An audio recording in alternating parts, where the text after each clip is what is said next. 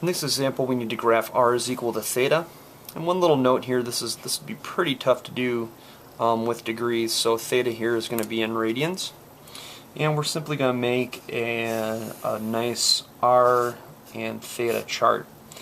So what we can do here is it's easiest to pick a value of theta, and then that will give us our r. So theta will be in 0 radians, and then r is the same as theta. So actually the r and the theta will be the same. Theta we could also choose. Maybe we could do pi over 6, and if we wanted to get that radius, the radius measure, we would just need to type in pi divided by 6 into our calc and get a nice approximation. So it's about 1/2 or 0.5. We could do pi over 4, and pi over 4 is equivalent to about 0.785 or maybe 0.8. And then we could also do pi maybe divided by 3. So pi divided by 3 is about 1.0. We could do pi divided by 2. So we've got pi divided by 2, and that'd be about 1.6. And then moving on, we could do pi, which will hopefully we know about what that is, and that's 3.1. And we could do 3 pi over 2. And then maybe we can extend this, and I'll move that up for you a little bit. We could also do 2 pi.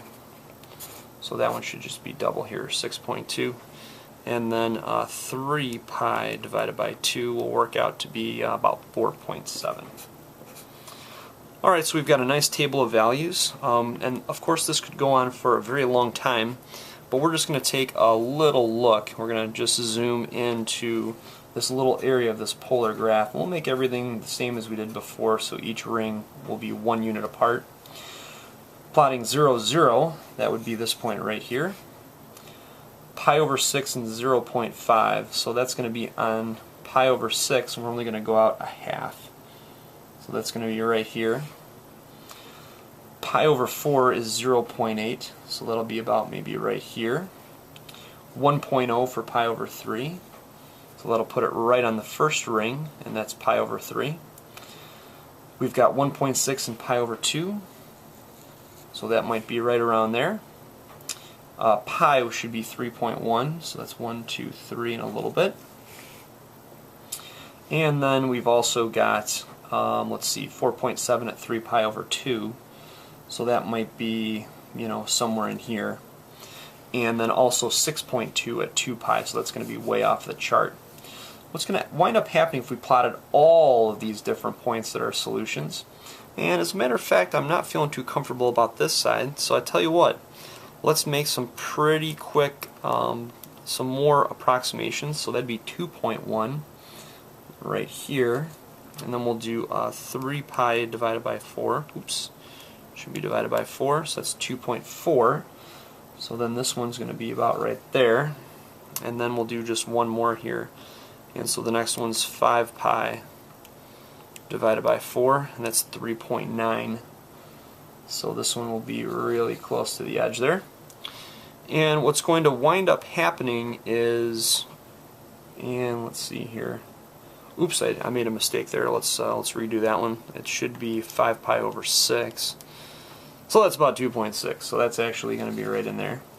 So what ends up happening here, and this is kind of the curve that you get, is you get this weird kind of a shape, and over time this should kind of look like a spiral.